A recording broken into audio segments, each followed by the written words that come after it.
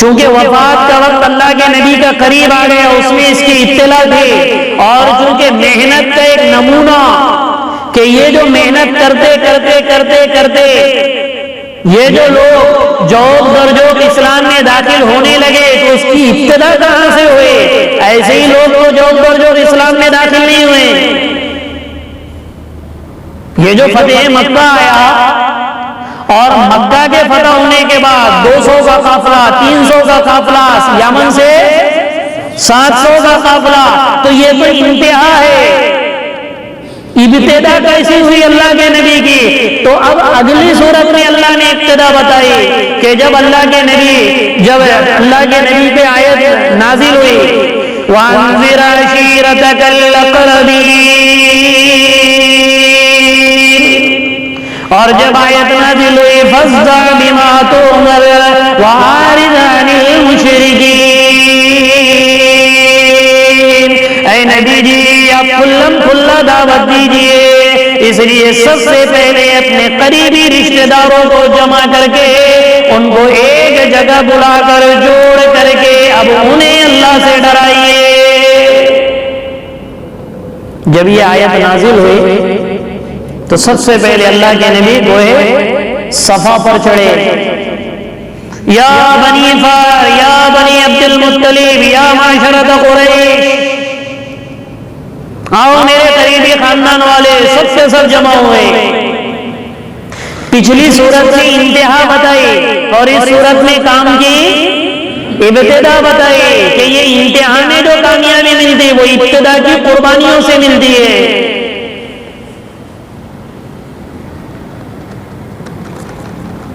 اس لیے دعوت کے کام میں بھی یہ مثال مشہور ہے، جو بغیر رنوے کے اڑ جاتا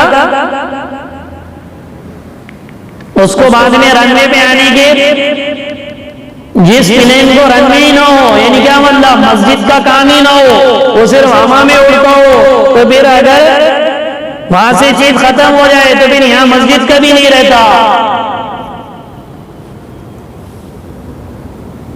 یہ بات کہی جاتی اس لیے کہ دعوت کے کام میں بھی ہے، جو جتنی قربانی دیتا دیتا دیتا آگے بڑھے گا اللہ اس کو اتنا نوازتے رہے گا۔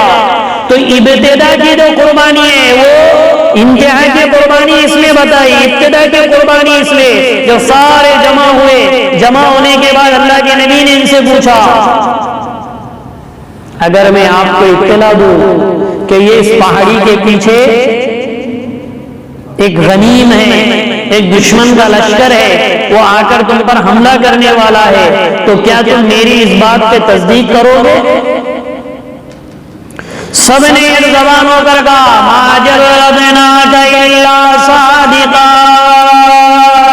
اے محمد ابن عبداللہ ہم نے کبھی بھی تجھے جھوٹا نہیں پایا، جب بھی ہم نے تجھ پر تجربہ کیا ہے تو تجھے سچ ہی پایا ہے۔ اس لیے صادق الامین کہتے تھے اللہ کے نبی کو، آپ سچے۔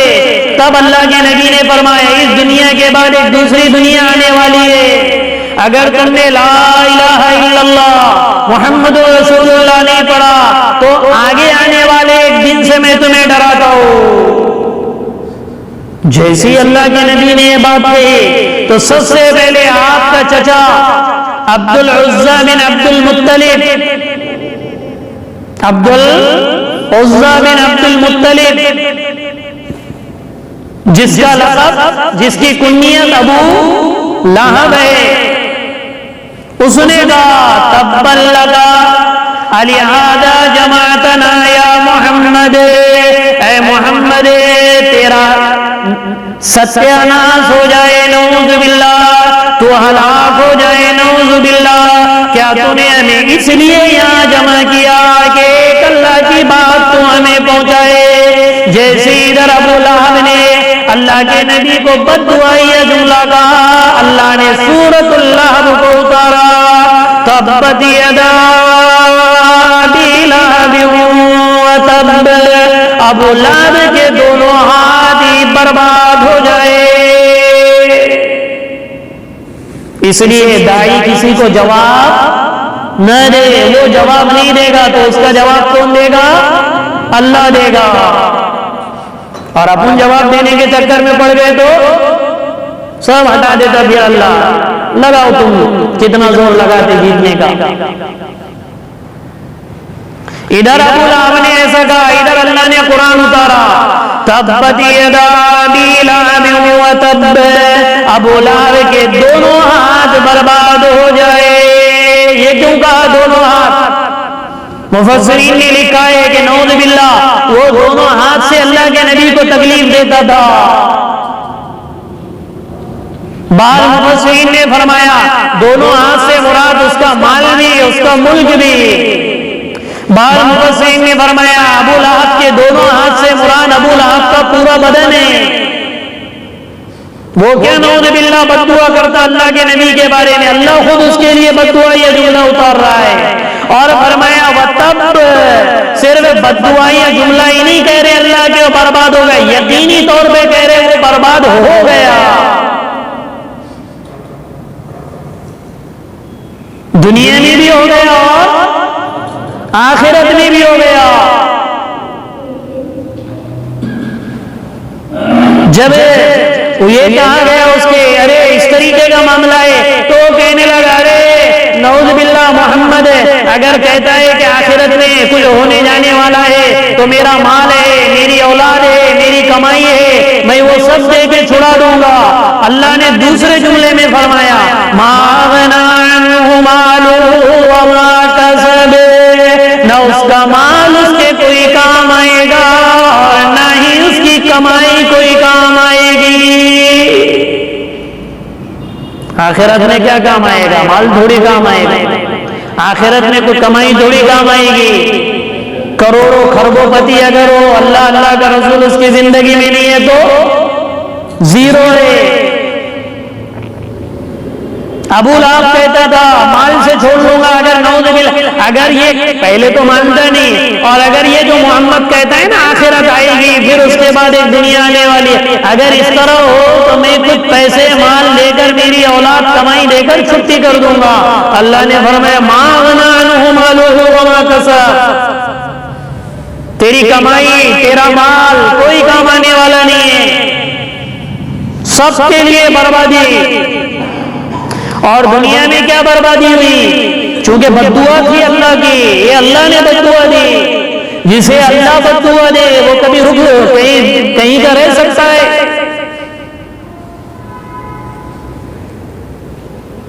دنیا میں بھی اللہ نے ذلت کی موت دی۔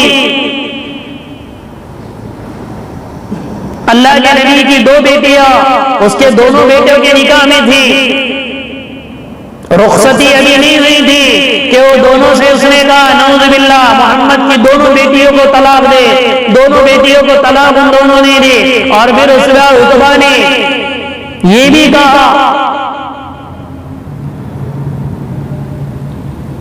کہ کہہ دو اپنے خدا سے کیا کرتے اور کیا نہیں کرتے، اور تکلیفی جملے کہے۔ تب اللہ کے نبی کے زبان سے نکلا اللہم سلط علیہ کلبا من کلابہ، میرے اللہ اپنے کسی کتوں میں سے کوئی کتا اس پر مسلط کر دے۔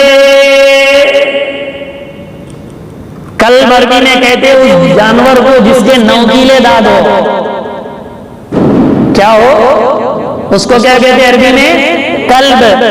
شیر کو بھی کلب کہتے، کتے کو بھی کلب، کیونکہ اس کے دانے یا نوکیلے ہوتے، وہ بھی گوشت خور ہے اور شیر بھی گوشت خور ہے۔ گیا کسی قافلے کے ساتھ تو رات کے قیام میں جب رات کا قیام ہونے لگا تو گھبرا گیا کہ کیا کیا جائے، محمد نے تو بد دعا دی ہے صلی اللہ علیہ وسلم۔ گھبراہٹ میں سب اس طرح سامان جمایا اور اوپر جا کے آرام کیا۔ اللہ نے ایک شیر کو بھیجا، سب کے سب سوئے ہوئے، سب کو وہ شیر سونگتا سونگتا سونگتا اوپر چھلانگ لگائی اور ایک ہی میں اس کی جان ختم کر دی۔ اولاد کا یہ حال کرایا۔ پھر ابو لہب کا حال یہ ہوا کہ غزوہ بدر کے 7 دن کے بعد اس کے گلے میں طاعون کی گٹھلی آئی جس کو عربی میں عدسہ کہتے ہیں۔ لوگوں نے یہ سمجھا یہ وبائی مرض ہے، جیسے یہ کورونا وائرس کے لوگ نہیں کہتے ذرا دور رہو ذرا دور رہو، تو وہ وبائی مرض ہونے کی وجہ سے لوگوں نے اس کو اکیلے کمرے میں بند کر دیا، ملنا جلنا بند۔ جیسے وہ بند ہو گیا تو اس کا اسی میں انتقال ہو گیا، تو کالے حبشیوں کے ذریعے سے اس کی ناک متعفن ہو گئی تھی، بدبودار ہو گئی تھی، تو ایک گڑھا کھودا گیا اور اس طریقے سے بڑی بڑی لاٹھیوں اور لکڑیوں کے ذریعے سے اس کی ناک کو ایک گڑھے میں ڈال دیا گیا۔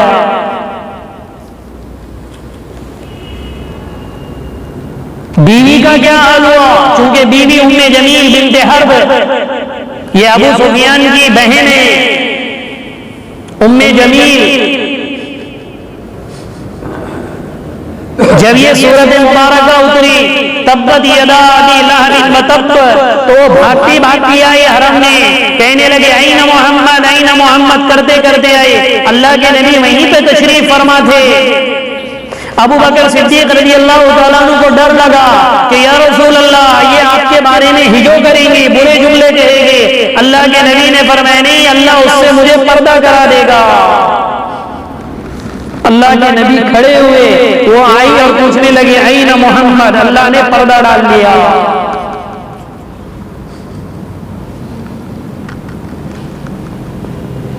پھر برا بھلا کہہ کر چلے گئے۔ اس کے بارے میں بعض روایتوں میں یہ آتا کہ چونکہ یہ خسیس طبیعت کی تھی، مالدار بھی تھی، لیکن بخل تھی، بخیلہ تھی، اس لیے لکڑیاں بھی جنگل سے جمع کر لاتی تھی جلانے کے لیے۔ بہت سے لوگ ہوتے ہیں نا، کیا بولتے دمڑی نہ جائے چمڑی جائے چلے گا، دمڑی نہ جائے، یعنی اتنے کنجوس مکھی چوس ہوتے، لگانے کی جگہ پر بھی پیسہ نہیں لگاتے۔ تو اس کو سب کوئی تھا لیکن کنجوس تھی، بخیلہ تھی، تو لکڑیاں بھی جمع کر لاتی، تو یہ اس طریقے سے یہاں رسی باندھتی تھی تاکہ کوئی لکڑی نہ گرے۔ روایتوں میں آتا ہے وہ رسی کے گٹھا باندھی اور یہ سر پر اس نے لگائے تو گٹھا نیچے گر گیا، اور یہ جو پیشانی پر رسی بندھی ہوئی تھی وہ گلے میں آ کر اٹک گئی اور اسی میں مر گئی۔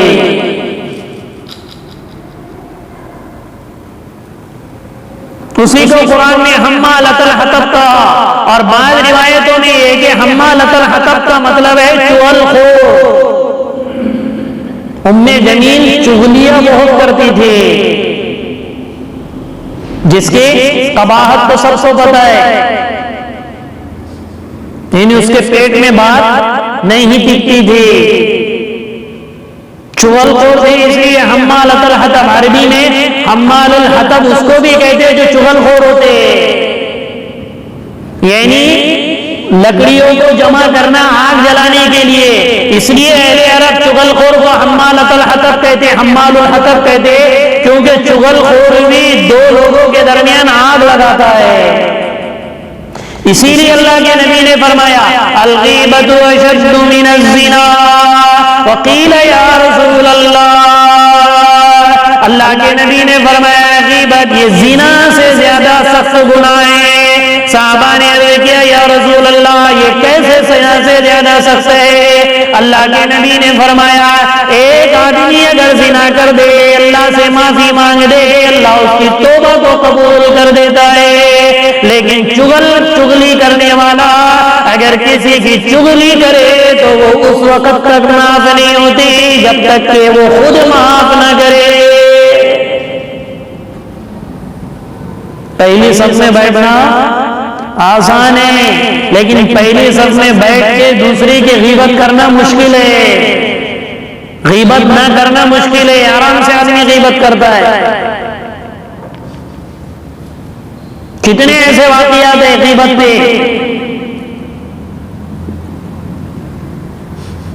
مردار بھائی کا گوشت کھانے کے مترادف اللہ نے قرآن میں بیان کیا، ایک تو بھائی، دوسرا مردار بھائی، یہ تو ہمیں اس کا احساس نہیں ہے، ورنہ اللہ کے نبی کو احساس ہوتا تھا کہ تمہارے منہ سے مردار گوشت کے کھانے کی بدبو آ رہی ہوتا، کسی کو اللہ احساس کرا دیتا۔ مولانا یوسف صاحب رحمۃ اللہ علیہ کے زمانے میں ایک جماعت کارگزاری سنانے کے لیے بیٹھی، فرمایا کتنے دن لگا کر آئے؟ اس نے کہا 40 دن۔ تو انہوں نے اس طرح کیا، پھر فرمایا کوئی دوسرا ساتھی آؤ، پھر دوسرا ساتھی آیا، کہا کتنے دن لگا کر آئے؟ کہا 39 دن۔ کیا کہا؟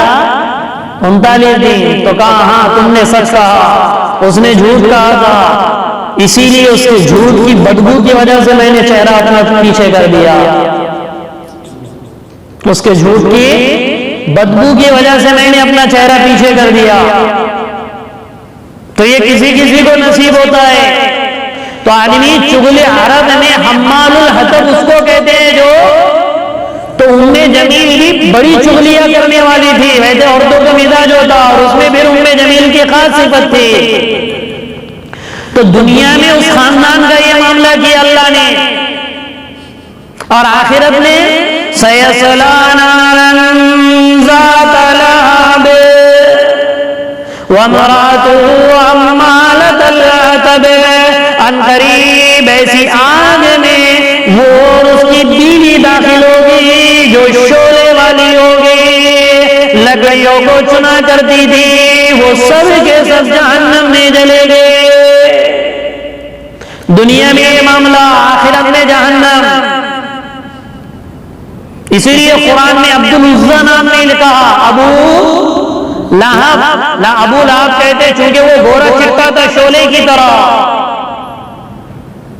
اسی لیے اللہ نے فرمایا ذات لہب، شعلے والی آگ، تاکہ ابو لہب کے مناسب ذات لہب ہو جائے۔ اور وہ آگے جہنم میں کیسے ہوگے؟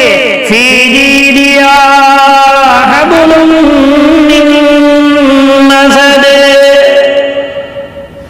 ایسے ستونوں سے، ایسی رسیوں سے ان ستونوں میں باندھا جائے گا جو موٹی موٹی تاروں سے بنی ہوئی ہوگی، یعنی رسی بھی جو ہوگی وہ موٹی تاروں سے بنی ہوئی ہوگی، اس کے پیٹ بڑے مضبوط ہو گئے اور ستونوں سے باندھ دیا جائے گا۔ تکلیف بھی ہو پھر باندھ، اصل میں اگر کسی کو تکلیف ہو تو وہ ادھر سے ادھر بھاگتا ہے۔ ارے ہوتے ہیں نا آدمی کے، اللہ نہ کرے جیسے پیٹ کا درد ہو تو آدمی کبھی ادھر کبھی ادھر، اس کو تھوڑا بہت یعنی تکلیف کا احساس کم ہوتا ہے ادھر ادھر چلنے سے، اور جس کو باندھ کر تکلیف دی جائے اس کو تکلیف کا احساس زیادہ ہوتا ہے۔ اللہ نے ان کے لیے یہی معاملہ رکھا کہ انہوں نے نعوذ باللہ اللہ کے نبی کو دعوت دینے کے وقت ان کے لیے بد دعا کی تھی، اللہ نے دنیا میں بھی ان کا انجام برا کیا اور آخرت کا انجام بھی بتا دیا۔ اللہ ہم سب کی حفاظت فرمائے۔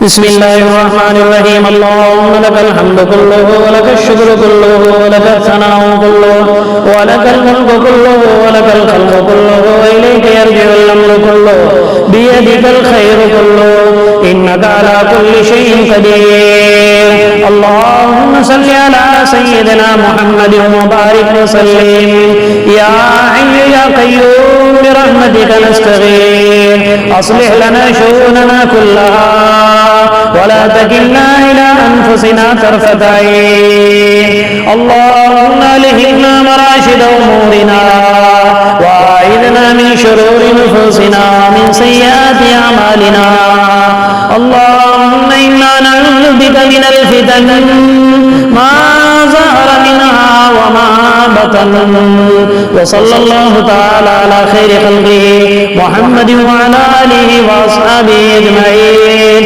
برحمتك يا